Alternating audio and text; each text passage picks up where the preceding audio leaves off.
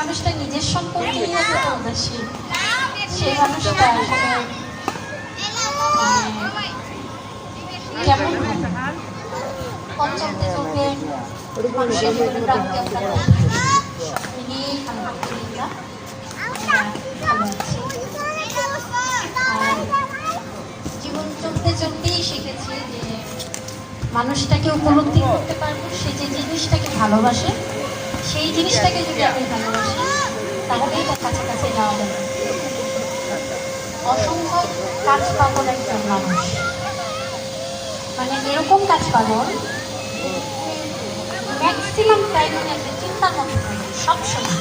উনি যে খাচ্ছেন, এই খাওয়ার মাঝখানে যদি আমরা কথা বলি, এই সুযোগ তো অল্প মানুষের সাথে কথা বলার, দেখা যাবে যে তিনটা কথা শুনেন নাই, হয়তো একটা কথা শুনছেন, কিছু একটা ভাবতেছে, আর কি দিয়ে খাচ্ছেন, কতটুকু খাচ্ছেন এটা বলতে পারেন। আমার শাশুড়ি বললেন ওই একটু এরকম, এটাই তুমি এই যে চেন মানে সবসময় কাজের মধ্যে, চিন্তার মধ্যে থাকেন।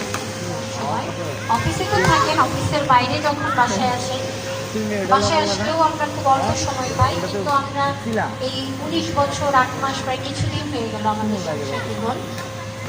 তো এটা আমাদের মানে অভ্যস্ত হয়ে গেছে, আমার বাচ্চারাও অভ্যস্ত।